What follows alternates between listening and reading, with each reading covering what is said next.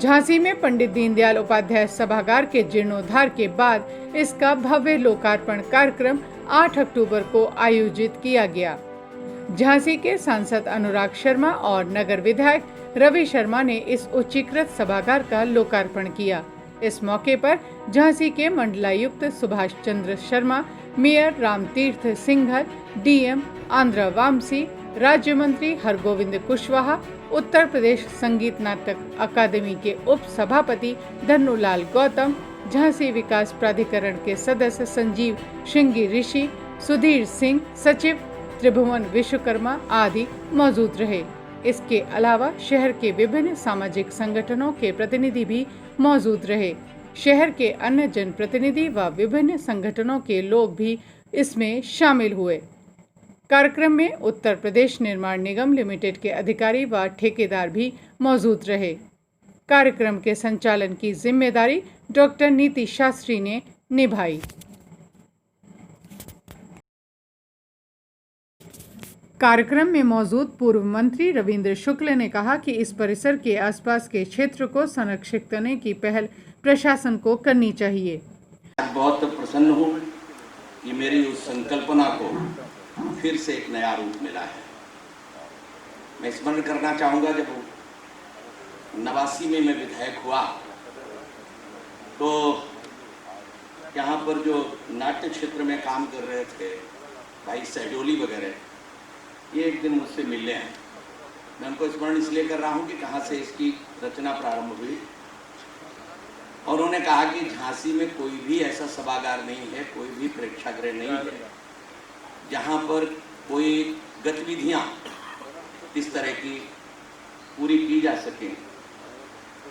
और मुझे लगा कि उनकी वो राय बहुत अच्छी है। मैंने इस पर काम करना प्रारंभ किया। राज्य मंत्री हरगोविंद कुशवाहा ने कहा कि लंबे समय से इसके जीर्णोद्धार की मांग उठाई जा रही थी और अब ये मांग पूरी हुई है। बुंदेलखंड का सोइए उस टीके के गीत में कोट नवे पर्वत नवे सर नवे नवाए माथो बाबुल जू को जगो नवे जब साजन आए। इसका अर्थ यह है कि करोड़ों पर्वत एक साथ झुक सकते हैं, तो बुंदेलखंड वालों का माथा नहीं झुक सकता। तो क्या कब झुकेगा? कहते जब सज्जन पुरुष हमारे सामने आ जाएंगे तो हमारा माथा झुक जाएगा। इसका ध्यान रखते हुए इसमें बुंदेली कलाकारों के लिए कुछ छूट दी जाए फीस में, मेरा ये निवेदन है। और जो शुक्ल जी ने कहा कि इसके सुंदरीकरण के चारों तरफ ध्यान रखा जाए, मैं अवधेश जी की लाइनों से अपनी बात को खत्म करता हूँ कि जब छू जाएगी चिंगारी बुंदेलखंड के पानी में, फिर भड़क उठेगी क्रोध ज्वाल जब झांसी वाली रानी में। मत समझो रानी नहीं, यहाँ जन जन झांसी वासी तो है, और झांसी वाली रानी ना सही, रानी वाली झांसी तो है। मेयर रामतीर्थ सिंघल ने कहा कि इस क्षेत्र के आसपास ऐतिहासिक धरोहरों को संरक्षित करने की योजना पर नगर निगम काम कर रहा है। आदरणीय रविंद्र शुक्ल जी जब बोल रहे थे तो उन्होंने यहाँ से जाते वक्त बाईं तरफ के हिस्से की कुछ बात की। बाईं तरफ का हिस्सा बहुत खूबसूरत हो गया है। आदरणीय वृंदावन लाल वर्मा पार्क की बाईं तरफ के हिस्से की सुंदरीकरण में कुछ बाधाएं थी, जिसमें कुछ बाधा पुरातत्व विभाग की भी थी। लेकिन मैं इस मंच के माध्यम से सदन में बैठे हुए सारे बंधुओं के माध्यम से ये विश्वास दिलाना चाहता हूँ कि इसमें अनापत्ति अंतिम चरण में है और दिल्ली से जैसे ही पुरातत्व विभाग की अनापत्ति मिल जाएगी, जिस क्षेत्र का आप जिक्र कर रहे हैं मात्र उतना नहीं, उससे कई गुना क्षेत्र हम लोग विकसित करने जा रहे हैं। विधायक रवि शर्मा ने कहा कि पंडित दीनदयाल के नाम पर बने इस सभागार के पुनरुद्धार के काम में काफी समय तक बाधा पड़ती रही, लेकिन अब ये काम पूरा हो चुका है। ये सभागार को हम लोग फिर पुनर्जीवित कर पाएं, इसके लिए हमने वहाँ पर चर्चा शुरू की। तत्कालीन मुख्यमंत्री से व्यक्तिगत रूप से मिलकर के वार्ता भी की कि सभागार को यदि हम लोग जीर्णोद्धार करवा देंगे तो निश्चित रूप से झांसी के लिए मील का पत्थर ये सभागार हुआ करता था, इतना दुर्दशा होगी इसकी। आज हम कार्यक्रम नहीं कर सकते थे। उसके बाद जैसा कि सभागार का नाम है, ये हमारी आइडियोलॉजी का नाम है ये हमारी विचारधारा का नाम है। पंडित दीनदयाल उपाध्याय जी के हम सारे लोग अनुयायी हैं, लेकिन जब विचारधाराओं की मतभिन्नता होती है, पिछली सरकार में वैचारिक रूप से उनका अपना विचार था, तो जब जैसे ही सभागार पे तो सहमति बन गई भाई साहब, देखो सभागार का नाम जैसे ही दीनदयाल उपाध्याय सभागार बताया मैंने, और उस पर वो रुक गई कलम। तो वो कलम रुकी बनी रही, लेकिन हम हारे नहीं। अनवरत विधानसभा के माध्यम से व्यक्तिगत रूप से मिलजुल करके बात करते रहे। फिर एक सुखद समय भी आया, तो उन राजनीतिक लोगों का शासन आया। हम जिनके अनुयायी हैं उनकी खुद की विचार का शासन आया, तो निश्चित रूप से ये सभागार को जैसा बनना चाहिए था वैसा ही सभागार का निर्माण शुरू हुआ। डीएम आंध्रा वामसी ने कहा कि झांसी में ऐतिहासिक महत्व की काफी धरोहरें हैं, जिन्हें संरक्षित किए जाने के प्रयास किए जा रहे हैं।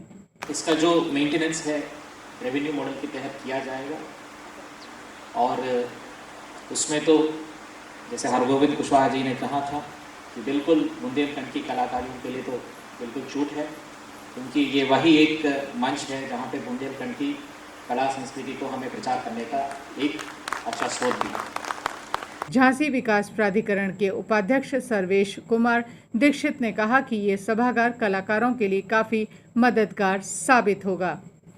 जनप्रतिनिधियों द्वारा और कलाकारों के द्वारा, सबके द्वारा कि इसे स्वरूप प्रदान किया जाए, तो उस क्रम में झांसी विकास प्राधिकरण द्वारा अपने जनप्रतिनिधियों, सम्मानित जनप्रतिनिधियों एवं अपने वरिष्ठ अधिकारियों के प्रेरणा से एक प्रोग्राम बनाया गया, प्लान बनाया गया, और उसके तहत आज ये लोकार्पित हो रहा है हमारे माननीय अतिथिगण के द्वारा।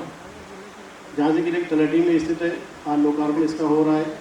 हम सभी जानते हैं बुंदेलखंड क्षेत्र कल्चरल एक्टिविटीज के लिए काफ़ी एक्टिव है, काफ़ी आगे है। कार्यक्रम में मौजूद सांसद अनुराग शर्मा ने कहा कि ये सभागार काफी समय से खराब पड़ा हुआ था, इसमें कोई भी कार्यक्रम नहीं हो पाता था। अब पहले की तरह इसमें सांस्कृतिक कार्यक्रमों का आयोजन किया जा सकेगा। जानता हूँ कि ये गवर्नमेंट क्या है, गवर्नमेंट ही इसको संचालन करेगी, आगे एडमिनिस्ट्रेशन इस चीज़ को देखेगा, पर थोड़ा सा इसमें आपको प्राइवेट सोच लानी पड़ेगी। तो सोच ये है कि जब भी आप किसी को दें तो उससे डैमेजेस के पैसे जरूर लें। जो चीज़ कोई डैमेज करके जाएगा, कुर्सी तोड़ जाता है या कोई चीज़ गिराया जाता है, तो उससे आप पहले कुछ अपनी धनराशि रख लीजिए, आप इंस्पेक्शन करिए और उसके बाद वापस कर दीजिए। ये अब हर जगह होने लगा, चाहे मैं दिल्ली में किसी हॉल में जाऊँ, कोई सभागार कहीं लें, ये थोड़ा सा हमको इस जगह को रखना जरूरी, इसकी सुंदरता बनाए रखना जरूरी। और आप सब इस बधाई के पात्र हैं कि आपने इतनी मेहनत करी, इतना अच्छा भव्य सभागार बनाया।